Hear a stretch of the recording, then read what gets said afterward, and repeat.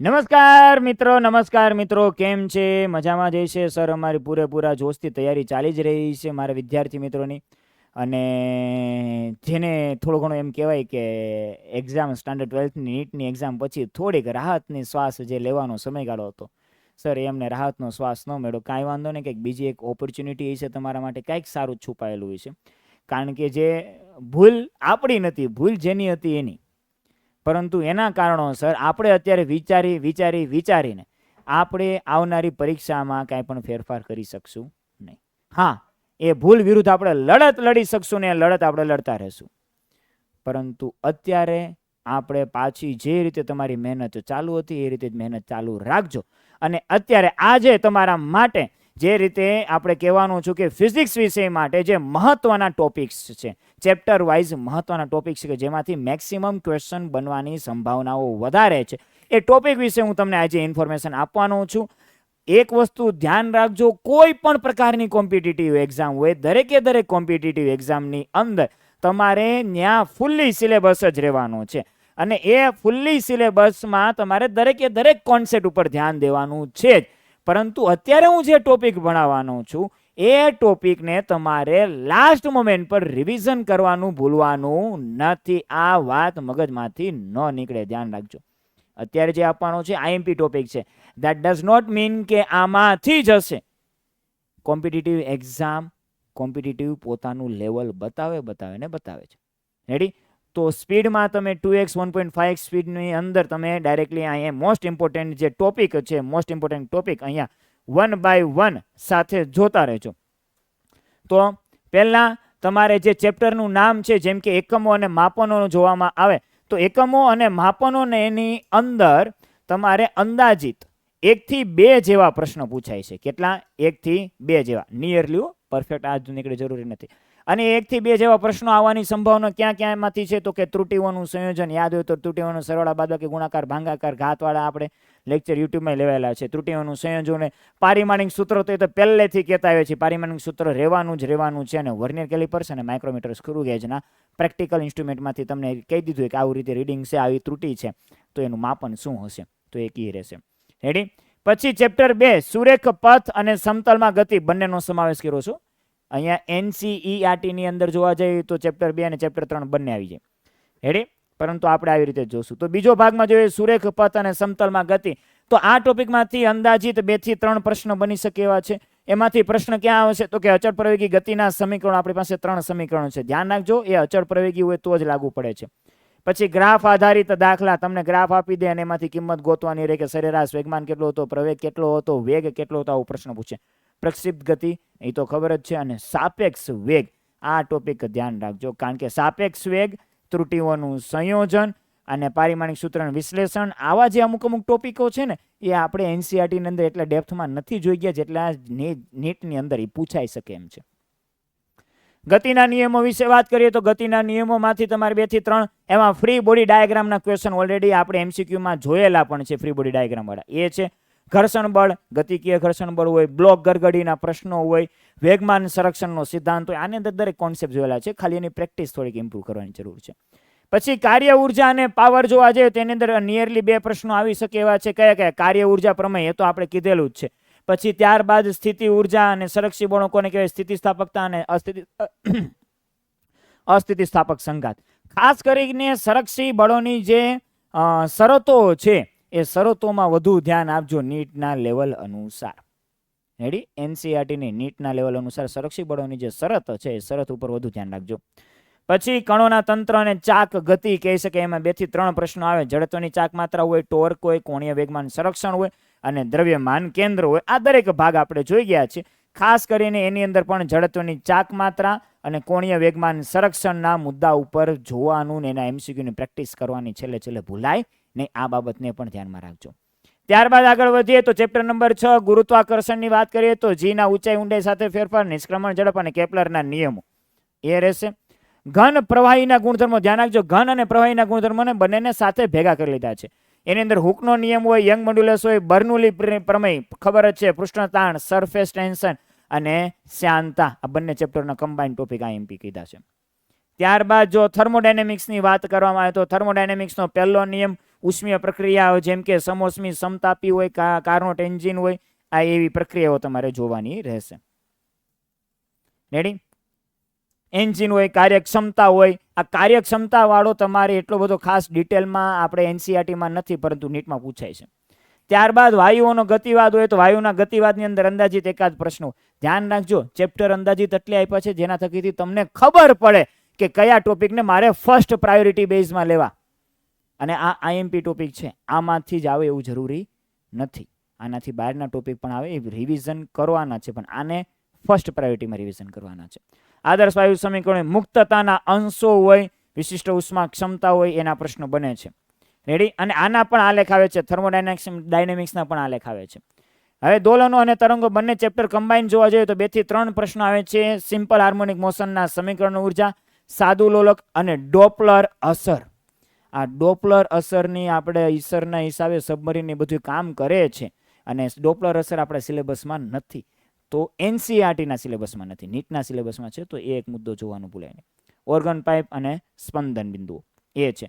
હવે આ થયા તમારા ધોરણ 11ના ચેપ્ટરો. હવે જો ધોરણ 12ના ચેપ્ટરની વાત કરીએ તો પહેલું અને બીજું ચેપ્ટર એટલે બંને સ્થિત વિદ્યુતશાસ્ત્રના 2 ભાગ છે. એવું સ્થિત વિદ્યુતશાસ્ત્ર જેમાંથી 3 થી 4 પ્રશ્ન પૂછાઈ શકે છે. ગોસના નિયમની ઉપયોગિતા હોય, વિદ્યુત ડાયપોલ હોય, કુલમનો નિયમ હોય, સમાંતર પ્લેટ કેપેસિટર હોય કે ડાયલેક્ટ્રિક અસર હોય. આ તો એનસીઆરટી લેવલમાં પણ ઇમ્પોર્ટન્ટ પોઈન્ટ હતા, તો નીટ માટે તો હોય જ. અને કેપેસિટરનું જોડાણમાં પણ ધ્યાન રાખજો. કેપેસિટરના જોડાણવાળી સર્કિટ ડાયાગ્રામમાંથી પ્રશ્ન પૂછાય છે કે આવી રીતે કેપેસિટરનું જોડાણ છે તો પરિણામી કેપેસિટન્સ શું હશે, પ્રશ્ન પૂછાઈ શકે છે. પ્રવાહ વિદ્યુત 4 થી 5 પ્રશ્ન, એમાંથી એક જ ચેપ્ટર ત્રીજું આપણું જે એનસીઆરટીમાં ત્રીજું ચેપ્ટર એવું પ્રવાહ વિદ્યુત, એમાંથી 4 થી 5 પ્રશ્નો. ઓહમનો નિયમ લઈ શકો, ક્રિચોફનો નિયમ લઈ શકો, વિસ્ટન બ્રિજ, પોટેન્શિયોમીટર. આ પોટેન્શિયોમીટર છે એ આપણા એનસીઆરટીમાં નથી, આમાં પૂછાઈ શકે એમ છે.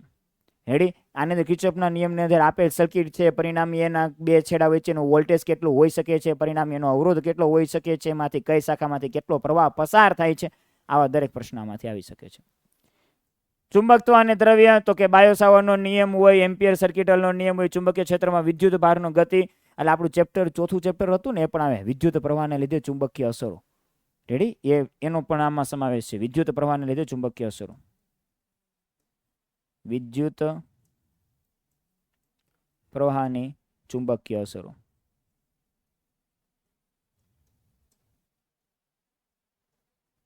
અને આ બંનેને ભેગા કરીને 3 થી 4 એના મુદ્દા આપેલા છે. રેડી? જ્યાં જ્યાં જરૂર પડે ત્યાં સ્ક્રીનશોટ એક લેતા રહેજો. ઈએમઆઈ અને એસી કરંટ. રેડી? તો એની અંદર પણ 3 થી 4 આપણે ફેરાડે લેન્સનો નિયમ, ક્યાંક કેટલું ઈએમએફ, ઇન્ડ્યુસ ઈએમએફ એની વાત છે. આત્મપ્રેરણા, અન્યોન્ય પ્રેરક, તો એલસીઆર સિરીઝ પરિપથ, અન્યોન્ય આ અનુનાદની ઘટના, પાવર ફેક્ટર અને ટ્રાન્સફોર્મર, આ તો છે જ.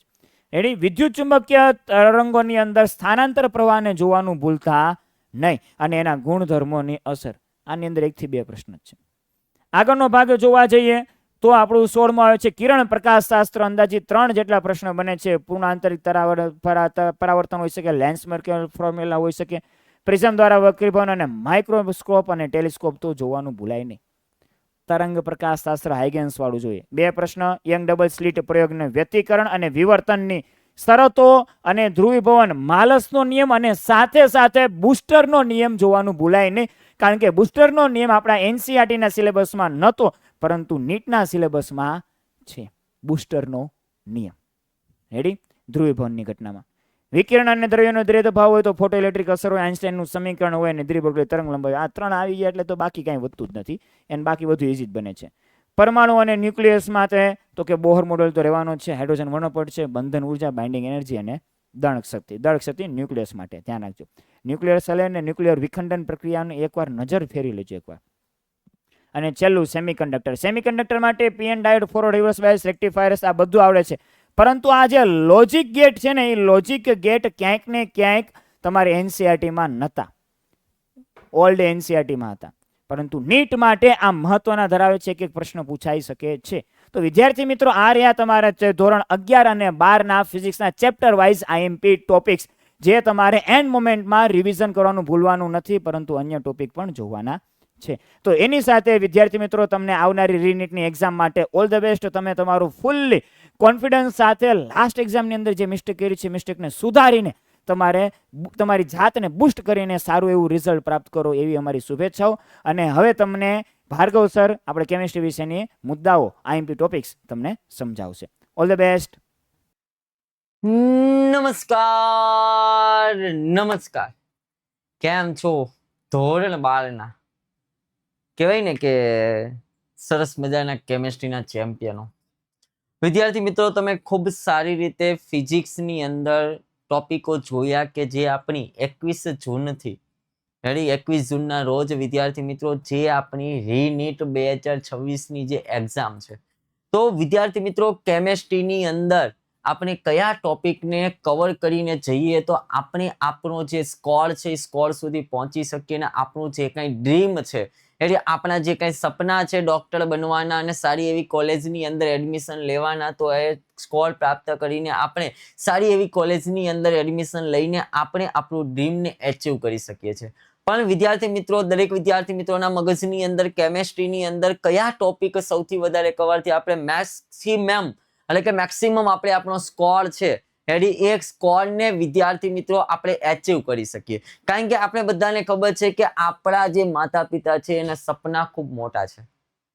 એને આપણા ઉપર વિશ્વાસ છે ને આપણા સપના મોટા છે કે ભાઈ માતા પિતાના સપના છે કે ભાઈ મારી દીકરી કે મારો દીકરો ખૂબ સારી એવી કોલેજની અંદર એડમિશન લઈને તે સારો એવો ડોક્ટર બની શકે કે સારી એવી ડોક્ટર બની શકે, અને આપણા સપના પણ હોય છે. તો વિદ્યાર્થી મિત્રો આપણે સ્ટાર્ટ કરીએ છીએ કે ભાઈ ટોપિક ફોર રીનીટ 2026 કેમિસ્ટ્રીની અંદર you must read from NCERT. ભાઈ એનસીઈઆરટી ના આ ટોપિકને ખાસ કવર કરવા જેથી કરીને તમારો ટોપિક છે મેક્સિમમ સુધી તમે શું કરી શકો છો, કવર કરી શકો. તો વિદ્યાર્થી મિત્રો વાત કરીએ સ્ટાન્ડર્ડ 11 ની, તો ધોરણ 11 ની અંદર વિદ્યાર્થી મિત્રો જો આપણે ચર્ચા કરવા જઈએ તો ભાઈ આપણે ટોટલ 10 ચેપ્ટરો, જેમાં છેલ્લું ચેપ્ટર જે છે પી વિભાગના તત્વો, જે વિદ્યાર્થી મિત્રો ઓલ્ડ એનસીઈઆરટી છે એમાંથી પૂછાય છે.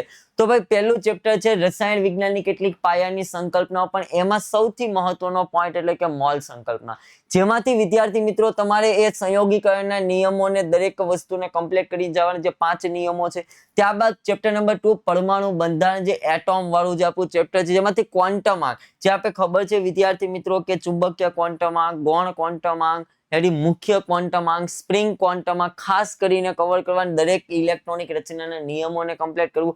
આ ચેપ્ટર નંબર 3 આવર્ત કોષ્ટકમાં આવર્તનીયતા, આવર્ત તુલના, અપવાદો વિશેની ચર્ચા, રાસાયણિક બંધનમાં જે H બંધ, જે બંધ બને છે એના વિશેની દરેક ટોપિકને કવર કરવા. ઉષ્માગતિશાસ્ત્ર સૌથી મહત્વનું છે, એના નિયમો, ડેલ્ટા જી નું મૂલ્ય, ખાસ સમતોલન અચળાંક, આ ચેપ્ટર તમને આવડશે. આ બંને ચેપ્ટર તો ધોરણ 12 નું જે ચેપ્ટર નંબર 3 જે કાઇનેટિક્સ છે, રાસાયણિક ગતિ, જે આપણે સરળતાથી સમજાઈ જાય, જેમાં લ નો નિયમ છે, એસિડ બેઝની સંકલ્પના ખાસ કરીને, ખાસ ભાઈ રેડોક્સ પ્રક્રિયા, જે આપણું 7મું ચેપ્ટર છે, જેમાં ઓક્સિડેશન અને રિડક્શન બંને પ્રક્રિયા થાય છે, જેમાં ઓક્સિડેશન આંક, કોનો ઓક્સિડેશન આંક કેટલો હોય છે વિદ્યાર્થી મિત્રો સૌથી વધારે પ્રમાણની અંદર એમસીક્યુ પૂછાય છે. તો ભાઈ ખાસ એને કવર કરીને જજો.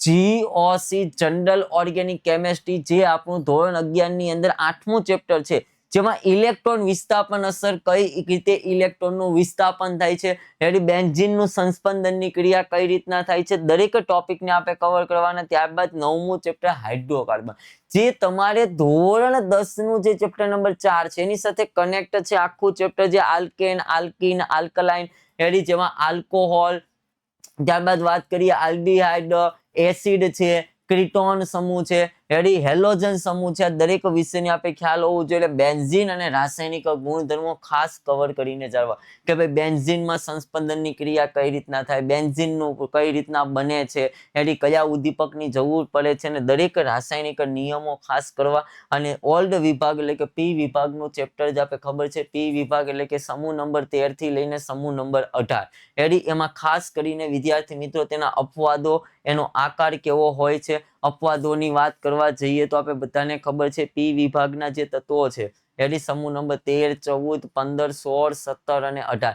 એમાં સૌથી વધારે વિદ્યાર્થી મિત્રો સમૂહ નંબર 15 અને સમૂહ નંબર 17 ને ખાસ કરીને જાજો, કારણ કે એમાંથી વધારે પ્રમાણની અંદર MCQ આવતા હોય છે, તેના અપવાદો અને તેનો આકાર કેવો હોય છે એની ચર્ચા. તો ભાઈ ધોરણ 11 ના આટલા ટોપિકો, આટલા ચેપ્ટરના આટલા ટોપિકોને ખાસ કરીને જવા. ત્યારબાદ ધોરણ 12 ની અંદર ચેપ્ટર નંબર 1 સોલ્યુશન એટલે કે આપણું દ્રાવણ નામનું ચેપ્ટર છે, જેમાં વિદ્યાર્થી મિત્રો હેનરીનો નિયમ છે, તેની ઉપયોગિતા છે, એનું સૂત્ર છે, અલ્પ અભિસારી દબાણ છે, અભિસારી દબાણ છે, અતિ અભિસારી દબાણ છે. આ ટોપિક જે છેલ્લો આખો છે કે પાઈ બરાબર CRT.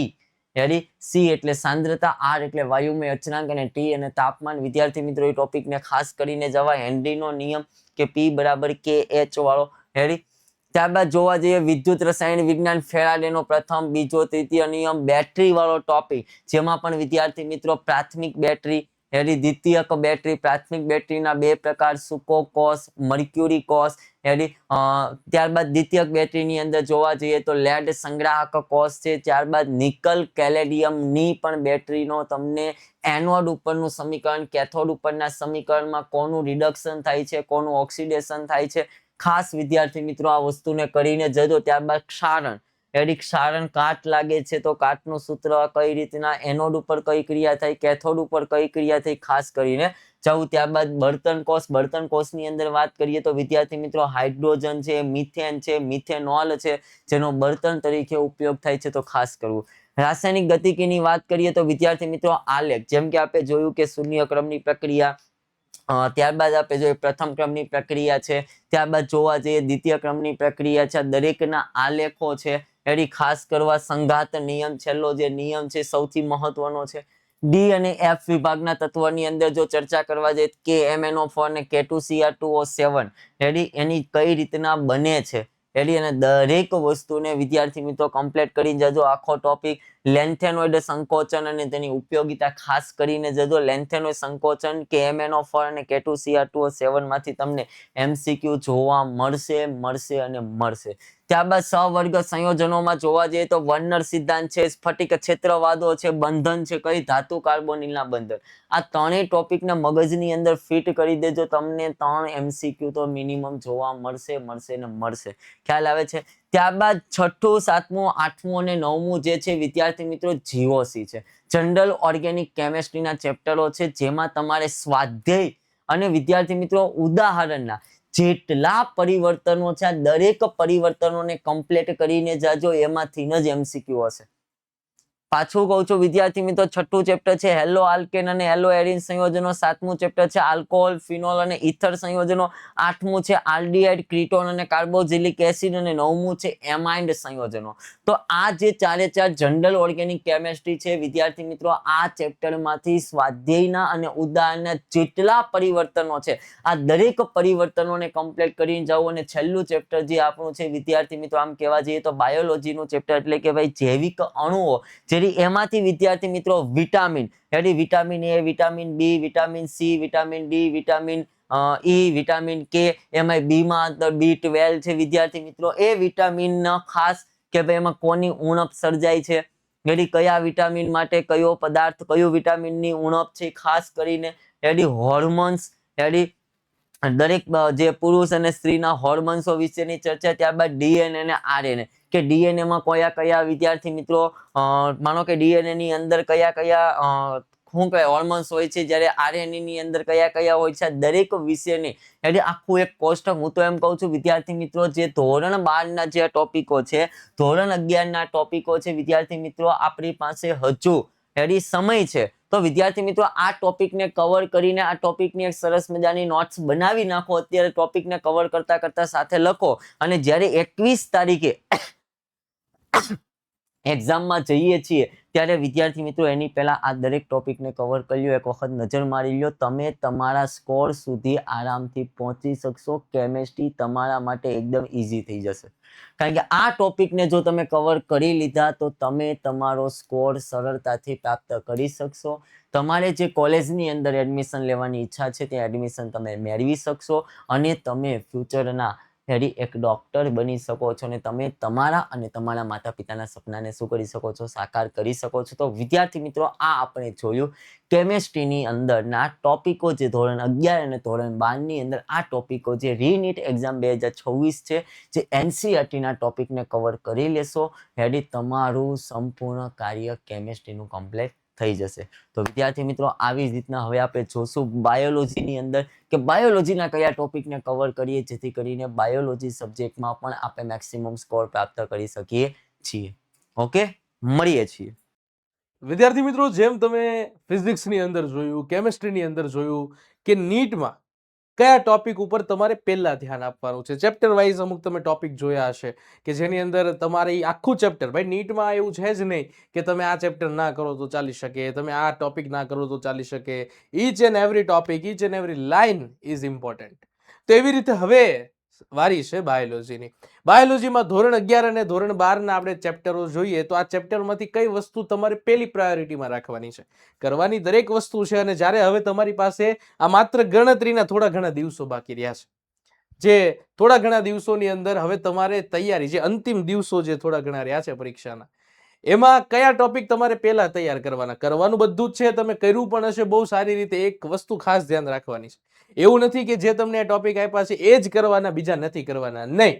પણ આ ટોપિક ઉપર પહેલા તમારે ફોકસ કરવાનું છે. તો જોઈએ, ધોરણ 11 સાયન્સની જો હું વાત કરું તો 11માં બાયોલોજીની અંદર તમારે ચેપ્ટર નંબર 1 જે સજીવ વિશ્વ છે, આ સજીવ વિશ્વની જ્યારે તમે તૈયારી કરો છો તો તમારે પહેલી પ્રાયોરિટીમાં ચેપ્ટર નંબર 1માં નિયમો, જે દ્વિનામી નામકરણના નિયમો છે એ ખાસ કરવાના છે. અને લાસ્ટની અંદર, લાસ્ટમાં તમને જે કોષ્ટક આપ્યું છે, ટેબલ, અને દરેકના એક્ઝામ્પલ, ખાસ એટલું તમારે કરવાનું છે. પહેલી પ્રાયોરિટી આને આપવાની છે. બીજું ચેપ્ટર જૈવિક વર્ગીકરણ, એમાં મોનેરા, પ્રોટિસ્ટા અને ફૂગ, ખાસ કરીને વાયરસ અને વિરોઇડ્સ. આની અંદર એમાં આવતા વૈજ્ઞાનિકોના નામ, એના વિશિષ્ટ લક્ષણો ઉપર પહેલું ફોકસ આપવાનું છે.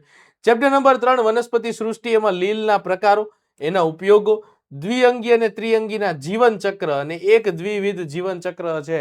આ ટોપિક ઉપર ખાસ તૈયાર પકડ મજબૂત જમાવવાની છે.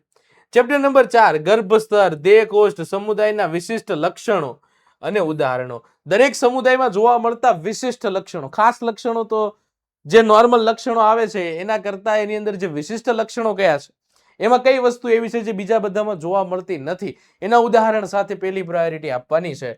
જ્યારે 5મા ચેપ્ટરની વાત કરો તો મૂળ અને પ્રકાંડ પર્ણના રૂપાંતરણો, મોડિફિકેશન, ખાસ કે ભાઈ મૂળનો પ્રકાશ સંશ્લેષણ, મૂળ છે તો મૂળનો પાણીના શોષણ સિવાય બીજે ક્યાં ઉપયોગ થાય, એના રૂપાંતરણો જોશું. પુષ્પ વિન્યાસ, જરાયુ વિન્યાસ છે, એના ઉપર ખાસ તમારે છે તે ફોકસ સાથે એની પ્રિપેરેશન કરવાની છે. અને આની અંદર છેલ્લે જોવાનું છે તમારે એની ફેમિલી, જે છેલ્લે આપણે 6 ટોટલ ફેમિલી છે સિલેબસમાં નીટના, એ ફેમિલી ઉપર ખાસ ધ્યાન આપવાનું છે. ત્યારબાદ ચેપ્ટર નંબર 6 સપુષ્પી વનસ્પતિની અંતસ્થ વિદ્યા, એમાં જટિલ પેશીઓ વિશે ખાસ જોશું. મૂળ, પ્રકાંડ અને એનો તફાવત અને દ્વિતીય વૃદ્ધિ, એના ઉપર ખાસ હાઇલાઇટ કરવાનું છે. મગજમાં કોન્સેપ્ટ આના જરૂર પડે ને તો સ્ક્રીનશોટ લેતા જજો. અને આમાંથી કયા ટોપિક તમારે થઈ ગયા છે એ કોમેન્ટ સેશનમાં ખાસ જણાવજો ભાઈ, કે સર એટલા ટોપિક થઈ ગયા છે, અને તમારો ટાર્ગેટ શું છે, કે આજે રીનીટની એક્ઝામ છે, આમાં તમારે કેટલા ટાર્ગેટ સાથે તો મેદાનમાં ઉતરો છો, કે સાહેબ મારે એટલા ટાર્ગેટ તો મિનિમમ મારે એટલા તો માર્ક્સ છે તે લાવવાના જ છે, એટલી તો મારી મહેનત છે કે હું એટલા માર્ક્સ તો લાવીને જ રહીશ. મને વિશ્વાસ છે. એક વાત યાદ રાખજો, પરીક્ષા માત્ર પેપરમાં જે તમે લખીને આવો છો એની નથી, પરીક્ષા છે તમારા આત્મવિશ્વાસની, પરીક્ષા છે તમારી તૈયારીની. ત્યારબાદ છે પ્રાણીઓમાં રચનાકીય આયોજન, એમાં અલગ અલગ પ્રકારની પેશીઓ અને સાથે મોસ્ટ આઈએમપી છે વંદો, ખાસ પ્રિપેરેશન સાથે જવું. ચેપ્ટર નંબર 8 ની વાત કરો છો તો ફ્લુઇડ મોઝેઇક મોડેલ, કણાભસૂત્ર, હરિતકણ, રિબોઝોમ ને અંતઃકોશીય તંત્ર, અંતઃકોશરસીય તંત્ર, ખાસ એના ઉપર ધ્યાન આપશું. જે અણુઓમાં ઉત્સેચકો અને પ્રોટીનનું બંધારણ, મોસ્ટ આઈએમપી, સાથે ન્યુક્લિક એસિડ અને સેકન્ડરી મેટાબોલાઇટ્સ એટલે દ્વિતીય ચયાપચયકો ઉપર ખાસ ધ્યાન આપવાનું છે. ચેપ્ટર નંબર 10 કોષ ચક્ર અને કોષ વિભાજન, જેમાં આંતરાવસ્થા, અર્ધીકરણના પેટા તબક્કા, જેમાં પૂર્વાવસ્થા 1, ભાજનાવસ્થા 1, ભાજનોત્તરા, એમાં ખાસ કરીને લેઝા પેડિડા, લેપ્ટોડિન ડિપ્લોડિન, ઝાયગોડિન ડિપ્લોડિન ડાયકાઇનેસિસ, બરાબર છે. આ પેક્ટિન આવી અલગ અલગ અવસ્થાઓ જે તમે ભણી ગયા હતા એના વિશે ડિટેલમાં શું ફેરફાર થાય છે જોવાના છે. તો સ્ક્રીનશોટ લઈ લેજો ભાઈ આનો ખાસ કરીને. ડન કે આ ટોપિક તમારે પેલી પ્રાયોરિટી સાથે કરવાના છે, આ જ કરવાના છે એવું છે નહીં.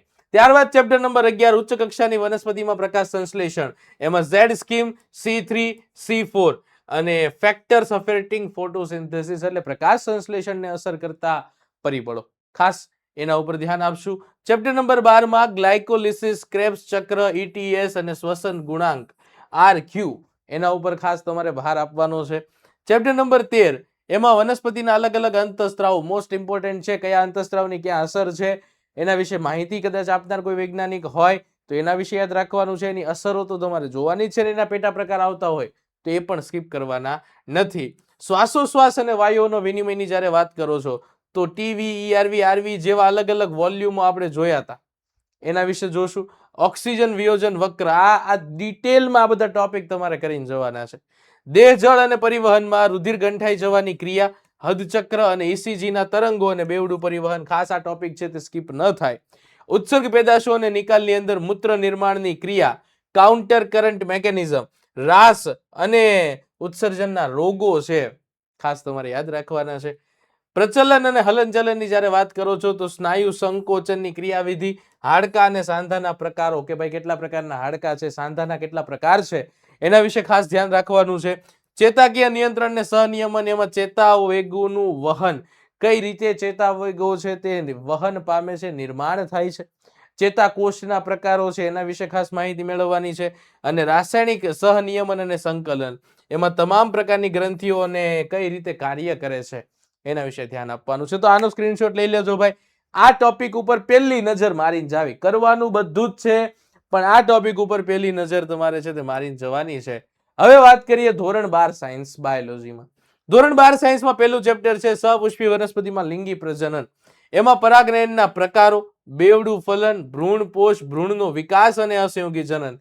આ ટોપિક ખાસ તમારે ક્લિયર કરવાના છે પહેલી પ્રાયોરિટી સાથે.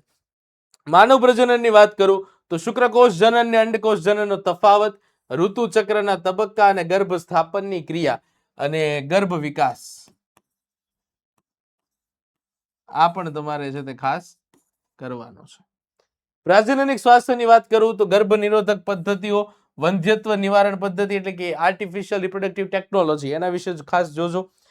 આનુવંશિકતા અને ભિન્નતાની વાત કરીએ તો મેન્ડલના પ્રયોગો, અપૂર્ણ પ્રભુતા, રુધિર જૂથ, લિંગ નિશ્ચયન અને આનુવંશિક વિવિધ રોગો ખાસ કરવા.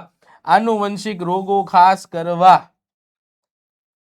આનુવંશિકતાના આણ્વીય આધારમાં ડીએનએ નું રેપ્લિકેશન કઈ રીતે થાય, ટ્રાન્સક્રિપ્શન, ટ્રાન્સલેશન એટલે કે ડીએનએ માંથી ડીએનએ કઈ રીતે બને, ડીએનએ માંથી આરએનએ કઈ રીતે બને અને ડીએનએ માંથી આરએનએ માંથી પ્રોટીન કઈ રીતે બને. ત્યારબાદ જીનેટિક કોડ, જનીન સંકેત, લેક ઓપેરોન ને ફિંગરપ્રિન્ટિંગ ખાસ કરીને જવાના છે. ઉદ્વિકાસની વાત કરું તો ઉદ્વિકાસના પુરાવા એમાં ખાસ કયા સમમૂલક અને કાર્ય સદસ્ય અંગો, હાર્ડી વેઇનબર્ગનું સમીકરણ અને ઉદ્વિકાસનો ક્રમ, પહેલા કોણ આવ્યું, કોની ક્ષમતા કેટલી હતી, ત્યારબાદ કોણ આવ્યું, એની લાક્ષણિકતાઓ શું હતી. આ મગજ ક્ષમતા સાથે કે ભાઈ કોની કેપેસિટી કેટલી હતી એ ખાસ તમારે તૈયાર કરવાનું છે. આ થઈ ધોરણ 12 ના પહેલા ટોપિકની, બરાબર, પહેલા 6 ચેપ્ટરની. હવે 7મું ચેપ્ટર ધોરણ 12 નું માનવ સ્વાસ્થ્ય અને રોગો. આમાં જોવા મળતા વિવિધ રોગકારકો જેના દ્વારા થતા રોગો, જેમાં મેલેરિયા, ટાઇફોઇડ, એઇડ્સ અને કેન્સર. ખાસ આ 4 રોગો પર પહેલું આમ કહેવાય ને પૂરું ફોકસ આપવું. આ સિવાય તમામ રોગો કરવાના, તમામ રોગો. પ્રતિકારકતાના પ્રકાર, ડ્રગ્સ અને આલ્કોહોલ ખાસ આના ઉપર ધ્યાન આપવાનું છે. ત્યારબાદ માનવ કલ્યાણમાં સૂક્ષ્મજીવોમાં sewage treatment plant, biogas plant, જૈવિક નિયંત્રકો અને જૈવિક ખાતરો. બાયોટેકનોલોજીના સિદ્ધાંતોની અંદર વાત કરીએ તો રિસ્ટ્રિક્શન ઉત્સેચકો, વાહકો, પીસીઆર અને જેલ ઇલેક્ટ્રોફોરેસિસ. આ 4 ટોપિક ખાસ ભૂલાય નહીં, એનું ધ્યાન રાખજો. બાયોટેકનોલોજીના સિદ્ધાંતો અને તેના ઉપયોગોમાં બીટી કપાસ, ઇન્સ્યુલિનનું નિર્માણ, જનીન થેરાપી, ટ્રાન્સજેનિક પ્રાણીઓ. ચેપ્ટર નંબર 11 સજીવો અને વસ્તી, જેમાં અનુકૂલન, વસ્તીની આંતરક્રિયા અને વસ્તી વૃદ્ધિના નમૂનાઓ. ચેપ્ટર નંબર 12 ની વાત કરીએ તો આહાર શૃંખલા, આહાર જાળ, પરિસ્થિતિકીય શંકુ એટલે કે પિરામિડ, અનુક્રમણ, અને વિઘટન જેવી ઘટનાઓ છે તે ખાસ કરવાની છે. એમાં આ અનુક્રમણ છે, બરાબર છે. અહીંયા વિઘટનના તબક્કાઓ ખાસ તમારે કરવાના છે. ત્યારબાદ જૈવ વિવિધતા અને સંરક્ષણ, જેમાં અછતના કારણો એટલે કે ધ ઇવિલ ક્વાડ્રેટ, સ્વસ્થાન અને નવસ્થાન, પરસ્થાન એટલે કે નવસ્થાન સંરક્ષણ, આ ટોપિક ખાસ તમારે કરવાનો છે. તો અહીંયા ધોરણ 11 ના, ધોરણ 12 ના મોસ્ટ આઈએમપી કે જેવા ટોપિક તમારે પહેલા કરવાના. આઈએમપી શબ્દ કરતા પહેલી પ્રિફરન્સ તમારે એને આપવાની છે. દરેક વસ્તુ, દરેક ટોપિક કામનો છે બેટા. એવી કોઈ ખોટી અભ્રામકતામાં ન રહેતા કે સાહેબ એટલું જ તમે આપ્યું એટલું જ કરવાનું, નહીં. બધું જ કરવાનું છે. તમે કર્યું હશે. હવે માત્ર ગણતરીના દિવસો, જ્યારે 2-3 દિવસો બાકી રહ્યા છે, તો ત્યારે ખાલી આઈએમપી ઉપર ડિપેન્ડ રહેશો નહીં. આખા 2 વર્ષ આપણે એટલી તનતોડ મહેનત કરી છે. તમને તમારી જાત ઉપર ભરોસો રાખવાનો છે. એક વસ્તુ યાદ રાખજો, તમે આ 2 વર્ષ કરેલી મહેનત છે, તમારે બસ ઘટ છે તમારા આત્મવિશ્વાસ. યોગ્ય મહેનત તમે કરી છે, એનું પરિણામ તમને મળવાનું જ છે. ચિંતા નહીં કરતા. અને આ ટોપિક જે તમને કરાવ્યા છે આજના લેક્ચરની અંદર, આજના વિડીયોની અંદર, એની ખાસ પહેલી પ્રિફરન્સ આપજો તમે અને સારામાં સારી રીતે તૈયાર કરજો. આઈ હોપ તમારી યોગ્ય મહેનતનું ફળ તમને જરૂર મળીને જ રહેશે. અને wish you all the very best for your bright future and your bright exam.